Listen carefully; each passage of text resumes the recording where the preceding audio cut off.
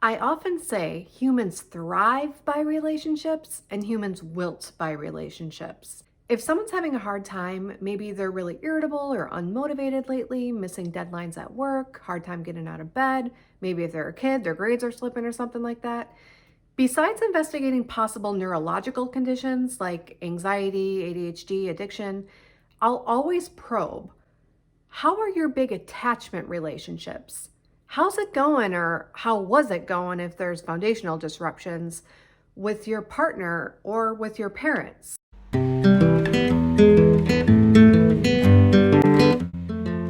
Believe it or not, even the most seemingly detached people, and maybe even more so in these cases, started out being naturally motivated by a healthy relational environment.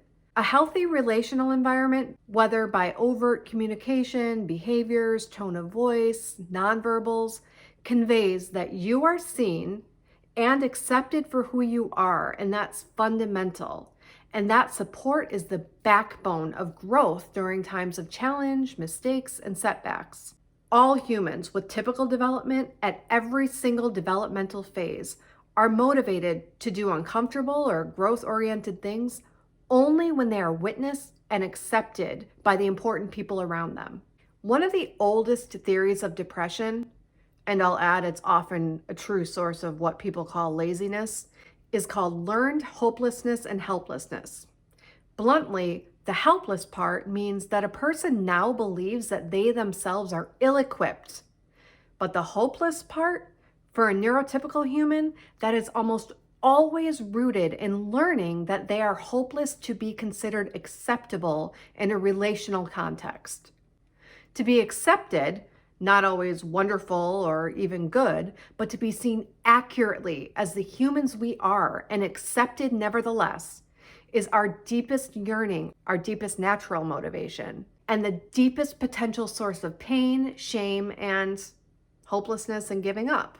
Unknowing that you are acceptable enough to take risks and be vulnerable and be resilient to the bumps and bruises of getting out there and making your life what you want it to be, does not come from giving yourself affirmations in the mirror. This is a knowing that is cultivated through relational and developmental experiences. What it looks like in any relationship, whether it's parents toward child or two adult partners, is always the same. It always has the same three key ingredients. Number one, observing and witnessing a person for who they are without a value judgment of good or bad. If someone needs healing from shame and needs to reacquaint themselves with a knowing that they are acceptable, I always say, start with observing or even labeling your own desires, emotions, or thoughts matter-of-factly. I certainly always encourage parents and spouses to simply notice and say out loud, really notice things about the other person. And this doesn't mean giving a compliment. It's, oh, you seem to light up when I mentioned the spaghetti tonight, or you've been snapping at your brother a little more often lately. Very matter-of-factly, that's it. In order to be acceptable for who we really are, we have to be known. The second ingredient to cultivating an environment of acceptability is radical, profuse, unconditional benefit of the doubt. There's always a valid reason for something, and you can almost always bet that hopelessness and helplessness are at play if your instinct is that the other person's being lazy or selfish. Maybe I'm especially sensitive to this time of year when the parents of middle schoolers, kids who have never done this difficult of math, or maybe who have undiagnosed ADHD or something, come out of the woodwork. And a lot of times they get painted with the lazy label. Benefit of the doubt is a total mindset. It's a soft and open mindset. And to quote one of my cheesy wedding vows, it's a commitment to seeing and accepting the person you are at all times. Certain communication stems from that mindset, such as open and unsarcastic curiosity. What's going on with you? And listening carefully for hidden vulnerable statements and reflecting them back. Oh, I hear you saying that it's really overwhelming to keep track of 6 classes now and you're really not used to it. And if a person is channeling that benefit of the doubt mindset, they're naturally not going to hurl accusations or criticisms at the other person. They make I statements and they make suggestions and they offer guidance and they ask for what they want. They don't attack. So the third aspect is appreciation. Focusing on the good stuff 75% of the time sets the stage and makes the challenging guidance times have that softer feel of acceptance assumed. If you're profusely acknowledging that you sincerely enjoy and admire the other person often, then it's basically taken for granted that you consider them acceptable when you're working through a challenge or asking them for a change. Let's talk about what acceptance really looks like when we're talking about sticky humans who aren't perfect. It doesn't mean that you consider someone good. It just means they're accepted. So what it looks like is these are scenarios that hold two opposite concepts at once. The first concept is your desire, your thought, your impulse, your feeling is acceptable. And the second concept at the same time is I'm going to guide you and encourage you and instruct you to change something according to your abilities. It's acceptance and change at the same time. And that according to your abilities part is important. Remember, foundational to this is you accurately know them. It's like, I know you, so I do know how to meet you where you're at.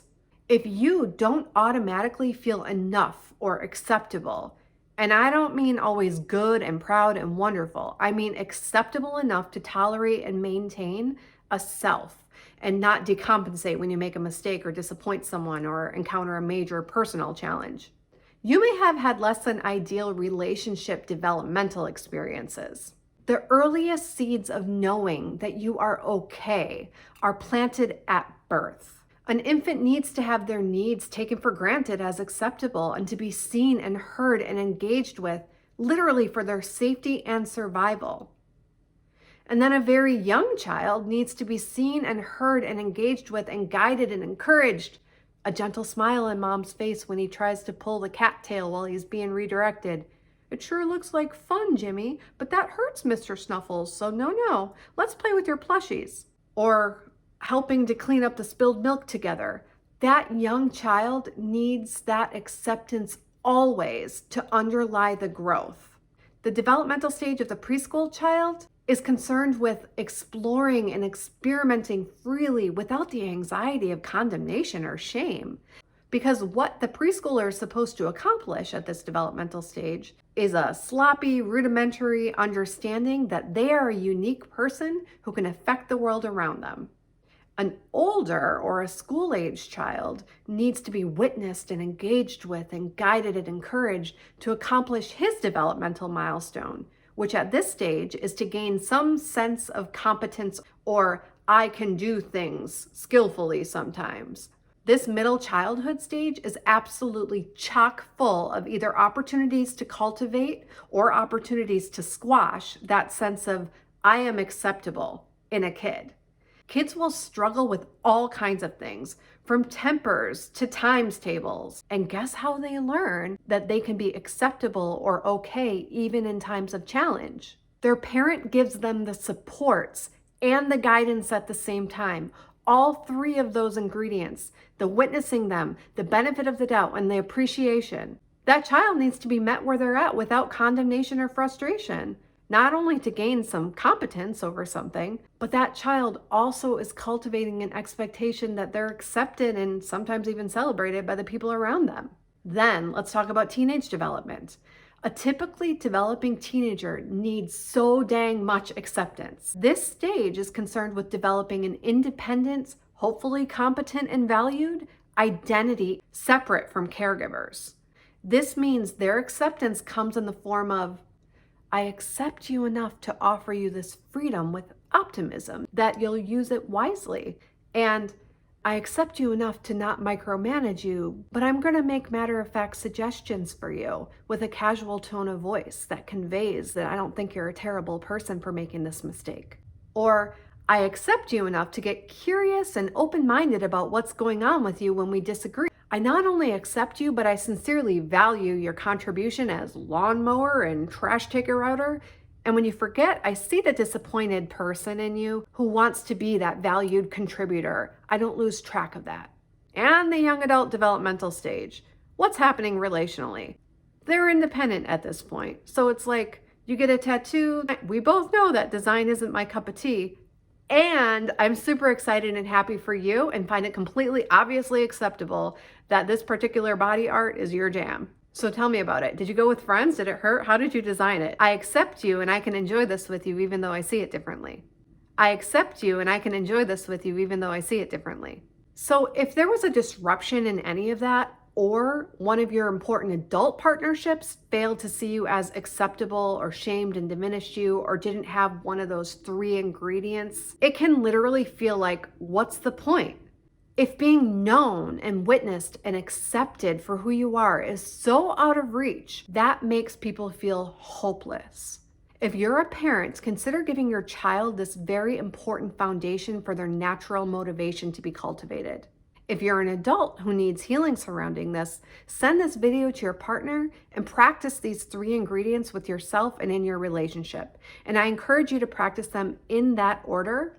Observe and notice opportunities for you to observe things about your significant other for like a whole month. And then benefit of the doubt. And add that benefit of the doubt for like a whole nother month before you add the 3rd thing. And then add the appreciation. Okay, I hope this gave you something to think about. Have a great day.